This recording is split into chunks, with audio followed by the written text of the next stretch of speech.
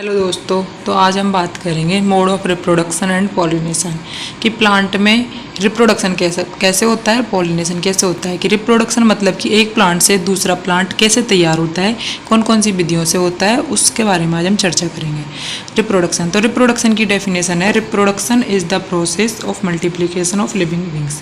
Reproduction एक प्रक्रिया है किसी भी लिविंग बींग्स की गुणन करने की। जैसे कि एक प्लांट से नया प्लांट तैयार करने होता है तो उसमें उस प्रक्रिया को रिप्रोडक्शन कहते हैं। रिप्रोडक्शन दो तरीके का होता है, एसेक्सुअल रिप्रोडक्शन, सेक्सुअल रिप्रोडक्शन।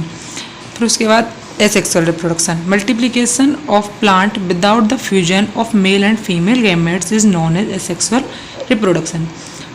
मतलब कि प्लांट्स का मल्टीप्लिकेशन होता है without fusion of male and female gametes. मतलब किसी भी प्लांट को तैयार करेंगे अपन, किसी भी प्लांट को तैयार करते हैं, मेल एंड फीमेल का फ्यूजन नहीं होगा, आई मीन उसमें फर्टिलाइजेशन नहीं होगा। फिर वो होता है दो तरीके का, vegetative reproduction, apomixis. Vegetative reproduction natural होता है, तो उसमें राइजोम्स से होता है टर्मरिक और जिंजर में, ट्यूबर से होता है पोटैटो में, कॉर्न से होता है अरबी और बुंडा में, और बल्ब से होता है गार्लिक एंड ऑनियन में। उसके बाद आते हैं हम आर्टिफिशियल में होता है स्टेम कटिंग और रूट कटिंग। स्टेम कटिंग से होता है शुगर केन में, ग्रेप्स में, रोजेज में। फिर रूट कटिंग से स्वीट पोटैटो में, सिट्रस में और लेमन में होता है। उसके बाद हम एसेक्सुअल रिप्रोडक्शन का दूसरा टाइप पढ़ेंगे, apomixis. Apomixis refers to the development of seed without sexual fusion. In apomixis embryo develops without fertilization. Apomixis से मतलब है कि हम सीड का डेवलपमेंट करेंगे विदाउट सेक्सुअल फ्यूजन, मतलब कि विदाउट फर्टिलाइजेशन के सीड का डेवलपमेंट हो जाएगा। एपोमिक्सिस में एम्ब्रियो का डेवलप हो जाएगा विदाउट फर्टिलाइजेशन के, मतलब कि बिना फर्टिलाइजेशन के हम एम्ब्रियो डेवलप कर लेंगे, सीड डेवलप कर लेंगे। उसमें उसके टाइप्स होते हैं पार्थेनोजेनेसिस, एपोगेमी, एपोस्पोरी। फिर उसके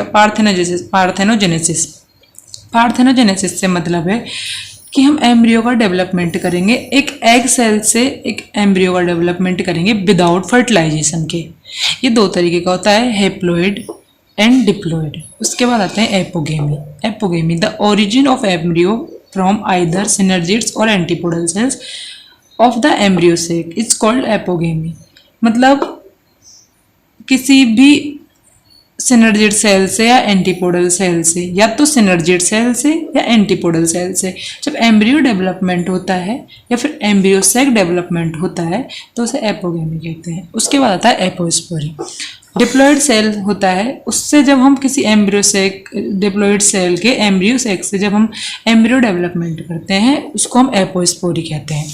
उसके बाद नेक्स्ट आता है adventative embryony, the development of embryo direct from a diploid cells and ovule lying outside the embryo sac belonging to the either nucleus or integument is referred to the adventative embryony।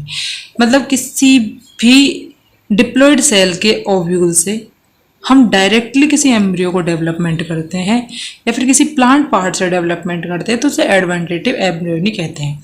उसके बाद आता है sexual reproduction, multiplication of plant through embryo which has developed by fusion of male and female gametes is known as sexual reproduction। अब किसी plant से नया plant तैयार होता है जो कि मेल एंड फीमेल गैमेट के फ्यूजन से, अगर हम उसमें फर्टिलाइजेशन भी होगा, उसमें मेल एंड फीमेल पार्ट भी मिलेंगे, उसमें फ्यूजन होगा, उसके बाद एक नया प्लांट तैयार होगा, उससे हम सेक्सुअल रिप्रोडक्शन कहते हैं।